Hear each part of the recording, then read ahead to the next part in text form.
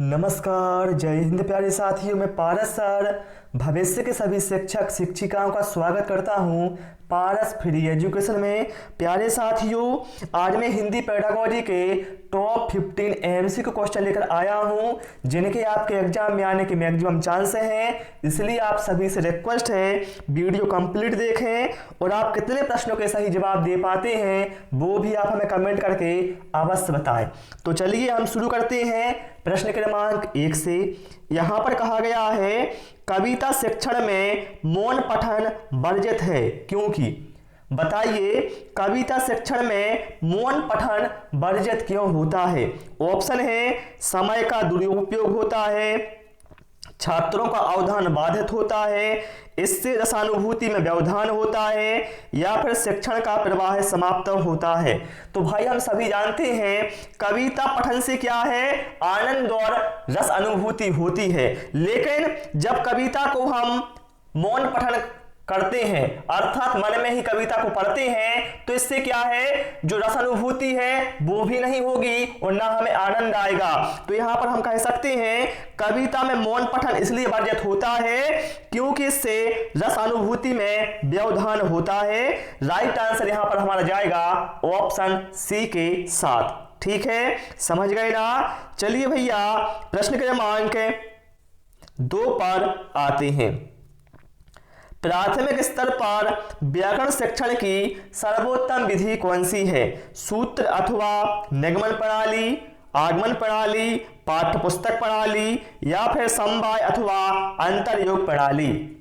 तो भाई मेरे प्राथमिक स्तर पर व्याकरण शिक्षण की सर्वोत्तम विधि होती है आगमन प्रणाली या फिर आगमन विधि। यहां पर जो हमारा करेक्ट आंसर है वो जाएगा ऑप्शन बी के साथ। देखिए यहां पर कहा भी गया है जब किसी तथ्य को उदाहरण से नियम की ओर समझाया जाता है तो वह आगमन विधि होती है। ठीक है, चलिए भाई इसके बाद प्रश्न क्रमांक 3 पर आते हैं और आप सभी से रिक्वेस्ट है भाई वीडियो पसंद आए तो वीडियो को लाइक और शेयर करें और चैनल को जरूर सब्सक्राइब करें। यहां पर भाई बोला गया है बच्चे की भाषाई क्षमता के आकलन का सही तरीका यही नहीं है।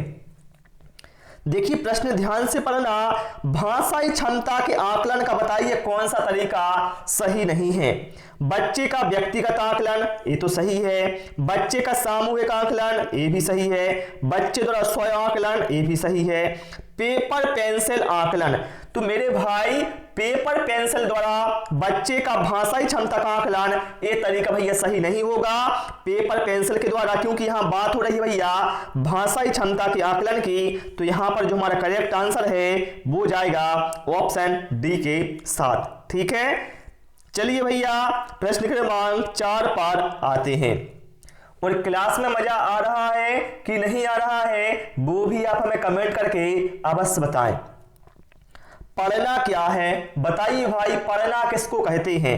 पढ़कर अर्थ समझना, लिखित सामग्री का उच्चारण करना, स्कूल में पुस्तकों की पढ़ाई, या फिर बच्चों को सही सही पहचानना।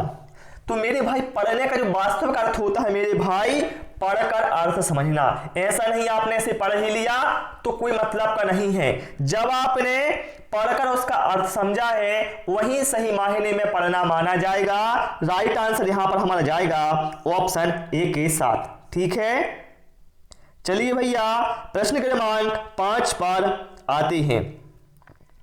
यहां पर बोला गया है लिखित भाषा में अक्षर ध्वनियों के दृश्य प्रतीक होते हैं। बिल्कुल सही बात है, जो भाषा लिखते हैं भैया इसमें जो अक्षर हैं ये ध्वनियों के क्या है, दृश्य प्रतीक होते हैं। सामान्यतः आकृतियों और ध्वनियों का संबंध है सुस्थिर तथा सार्वभौम होता है।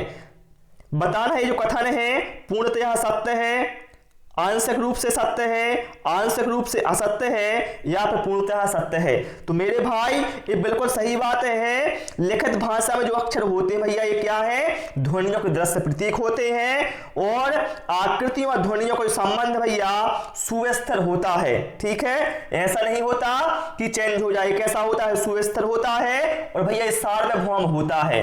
ठीक है, तो यहां पर जो करेक्ट आंसर है वो जाएगा ऑप्शन डी के साथ, यह पूर्णतः सत्य है। ठीक है, चलिए भैया प्रश्न क्रमांक 6 पर आते हैं। अब बताइए भैया यहां पर क्या है, इंसान और जानवर की भाषा में फर्क है। बताइए इंसान और जानवर की भाषा में क्या फर्क है? ध्वनि का फर्क है, स्वरों का फर्क है। इंसान की भाषा को सांकेतिक ध्वनि चिन्हों के माध्यम से निर्धारित किया गया है, जबकि जानवरों की भाषा को नहीं। या फिर उपरोक्त में से तीनों सही है। तो देखिए भैया, हम सभी जानते हैं जो इंसानों की भाषा होती है इसको सांकेतिक ध्वनि चिन्हों, जैसे इसको भैया हम मौखिक रूप से, मतलब इंसानों की भाषा को हम मौखिक रूप से और लिखित रूप से क्या है अभिव्यक्त कर सकते हैं, लेकिन जानवरों की भाषा को भैया हम ऐसा नहीं कर सकते। तो यहां पर राइट आंसर हमारा चला जाएगा ऑप्शन सी के साथ। समझ गए ना आप लोग? मैं आपको सारे क्वेश्चन भाई समझाते जा रहा हूं जिससे आपको समझ में आता जाए। चलिए प्रश्न क्रमांक 7 पर आते हैं। अब भैया यहां क्या बोला गया है? यहां भाई बोला गया है भाषिक सापेक्षता के संबंध में प्रचलित व्याख्या की दृष्टि से सही है। भाषा का विचारों पर बहुत गहरा प्रभाव पड़ता है, भाषा विचारों को प्रभावित नहीं करती, भाषा कुछ हद तक अपने विचारों को प्रभावित करती है, या फिर उपरोक्त में से तीनों सही हैं। तो मेरे भाई आप लोग सभी जानते हैं भाषा क्या है भैया? हम सभी जानते हैं भाषा हमारे विचारों के आदान प्रदान करने का माध्यम है। अर्थात यदि हमें अपने विचारों का आदान प्रदान करना है तो हम भाषा के द्वारा करते हैं। तो हम कह सकते हैं भैया भाषा और विचार का क्या है, आपस में गहरा संबंध होता है। तो यहां पर जो हमारा करेक्ट आंसर है भाई वो चला जाएगा ऑप्शन ए के साथ। ठीक है, बाकी आप सभी देख सकते हैं सभी क्या है गलत हो जाएंगे ना। चलिए भैया प्रश्न क्रमांक 8 पर आते हैं। और यदि आपको अन्य सब्जेक्ट के वीडियो देखना है तो वो आपको प्ले लिस्ट में मिल जाएंगे। निम्नांकित में से कौन सा सिद्धांत भाषा के उद्भव और विकास से संबंधित है? बिग बैंग सिद्धांत, बिली बैली सिद्धांत, डिग डंग सिद्धांत, या फिर डिली डैली सिद्धांत? तो मेरे भाई जो डिंग डंग सिद्धांत है यह भाषा के उद्भव और विकास से संबंधित है। राइट आंसर यहां पर हमारा जाएगा ऑप्शन बी के साथ। ठीक है, चलिए भैया प्रश्न क्रमांक 9 पर आते हैं। यहां पर क्या बोला गया है? बच्चों में भाषा सीखने की क्षमता एवं समझ विकसित हो, इसके लिए आवश्यक है कि, बताइए बच्चों में भाषा सीखने की क्षमता और समझ विकसित हो इसके लिए क्या आवश्यक होता है? जिस भाषाई शैली में वक्ता व बच्चा सहज हो उसी का प्रयोग करना चाहिए। यहां पर वक्ता का अर्थ क्या है? अध्यापक। तो बिल्कुल भैया यहां पर जो करेक्ट आंसर है वो जाएगा ऑप्शन ए के साथ। जिस भाषा शैली में जो अध्यापक है और बच्चा है सहज होता है उसी का प्रयोग करना चाहिए। इससे क्या है बच्चों में भाषा सीखने की क्षमता और समझ विकसित होती है। ठीक है, चलिए भैया इसके बाद आते हैं प्रश्न क्रमांक 10 पर। पढ़ने में बाधा नहीं है, बताइए इनमें से कौन सा पढ़ने में बाधा नहीं है? सारे नियम पहले ही बता डालना, भैया ये तो बाधक होगा। उच्चारण पर ही जोर देते रहना, नहीं मेरे भाई ऐसा नहीं करना है आपको। सटीकता पर ही जोर देना, नहीं। लिखी हुई चीज का अर्थ निकालना, तो मेरे भाई बिल्कुल यहां पर जो करेक्ट आंसर है वो जाएगा ऑप्शन डी के साथ। लिखी हुई चीज का अर्थ निकालना भैया ये बाधक नहीं होता है बल्कि ये सहायक होता है मेरे भाई। यहां पर हमारा करेक्ट आंसर किसके साथ जाएगा?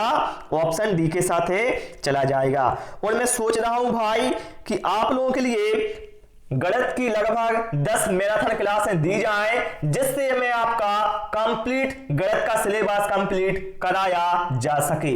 ठीक है, अब देखते हैं क्या होता है लेकिन। ठीक है, चलिए प्रश्न क्रमांक 11 पर आते हैं। भाषाई ज्ञान का मूल्यांकन होता है। यदि आपको बच्चे के भाषाई ज्ञान का मूल्यांकन करना है भैया तो बताइए वो किसके द्वारा होगा?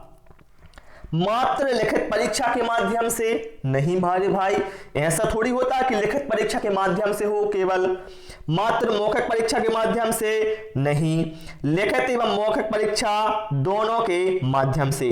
तो बिल्कुल सही बात है, भाषाई ज्ञान का जो मूल्यांकन भैया वह लिखित और मौखिक इन दोनों परीक्षाओं के माध्यम से हो सकता है। यहां पर हमारा करेक्ट आंसर जाएगा ऑप्शन सी के साथ। जब तक भैया चारों ऑप्शन ना पढ़ लो एग्जाम में तब तक आपको टिक नहीं लगाना, चारों ऑप्शन पढ़ना है भैया। फिर आपको जो भी आंसर सूटेबल लगता है क्वेश्चन के हिसाब से वही आपको टिक करना है। चलिए प्रश्न क्रमांक 12 पर आते हैं। निम्नांकित में से कौन सा कथन सही है?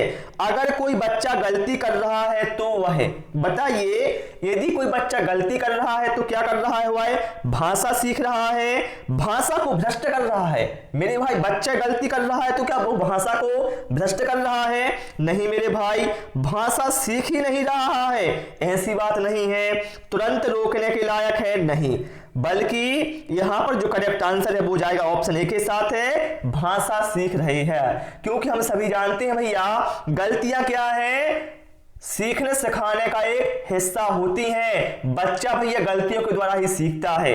ठीक है, चलिए भैया प्रश्न क्रमांक 13 पर आते हैं। मानव और पशुओं की भाषा सीखने की क्षमता के अध्ययन संबंधी प्रयोग हुए अधिकतर, बताइए मानव और पशुओं की भाषा सीखने की क्षमता के अध्ययन संबंधी प्रयोग किस पर हुए हैं? अधिकांशतः चूहे व बिल्लियों पर, चिंपैंजी और बानरों पर, खरगोश व मेमने पर, या फिर कुत्ते और सियारों पर। तो भाई मेरे यहाँ पर राइट आंसर हमारा जाएगा ऑप्शन बी के साथ, चिंपैंजी और बानरों पर यह प्रयोग अधिकांशतः किए गए हैं। ठीक है, मनोवैज्ञानिकों ने यह प्रयोग किस पर किया है? अधिकतर चिंपैंजी और बानरों पर। चलिए भैया प्रश्न क्रमांक 14 पर आते हैं। और पेडागोजी भैया बहुत आसान होती है, मैं कई बार बोल चुका हूं भाई मेरे। पेडागोजी में क्या है, क्वेश्चन सीमित हैं, तो वही क्वेश्चन क्या है भाई, घुमा घुमा कर दिए जाते हैं, थोड़ा बहुत चेंजेस किया जाता है और वहीं फिर से दे दिया जाता है। चलिए भैया प्रश्न क्रमांक 14 में क्या कहा गया है? मुहावरे लोकोक्तियों के शिक्षण में आपके लिए सबसे अधिक महत्वपूर्ण है। बताइए भाई, यदि आप यहां पर बात हुई है मुहावरे लोकोक्तियों के शिक्षण की कि इसमें सबसे अधिक महत्वपूर्ण क्या है, तो मेरे भाई इसमें सबसे अधिक महत्वपूर्ण है कि आप संदर्भ के अनुसार, मतलब जो मुहावरा है और लोकोक्ति है उसी के अनुसार आप उसका अर्थ समझें और उसी के अनुसार आप प्रयोग करें। तो यहां पर आप देख सकते हैं ऑप्शन सी में कहा गया है संदर्भ के अनुसार मुहावरे लोकोक्तियों के प्रयोग को समझना और उनका प्रयोग करना। तो मेरे भाई यहां पर जो हमारा करेक्ट आंसर है वो जाएगा ऑप्शन सी के साथ। ठीक है, चलिए भैया प्रश्न क्रमांक 15 पर आते हैं। चलिए यहां पर क्या बोला गया भाई, निम्नलिखित में से कौन सा कथन सीखने के विषय में सही है? भाई मेरे एग्जाम में आप ये जरूर देखना कि यहां पर कहा क्या गया है, सही है या फिर सही नहीं है, क्योंकि छात्र जल्दी जल्दी में गलती यहां पर कर जाते हैं। तो यहां पर हमें क्या है, सही है, अर्थात हमें यहां पर सही कथन का चुनाव करना है। तो यहां पर क्या कहा गया है, सीखना उस वातावरण में प्रभावी होता है जो संवेगात्मक रूप से सकारात्मक हो और शिक्षार्थियों को संतुष्ट करने वाला हो। ये तो भैया बिल्कुल सही है। फिर क्या है, यहां पर क्या कारकों से प्रभावित नहीं होता, बाकी सभी क्या है, गलत हैं। ऑप्शन ए ही यहां पर हमारा करेक्ट आंसर हो जाएगा। ठीक है भाई, तो प्यारे साथियों आज इस क्लास में इतना ही। मुझे उम्मीद है भाई आपको क्लास पसंद आई होगी। क्लास पसंद आई हो सभी से रिक्वेस्ट है वीडियो को लाइक करें, दोस्तों के साथ शेयर करें, नए नए वीडियो पाने के लिए चैनल को सब्सक्राइब करें। Thanks for watching this video.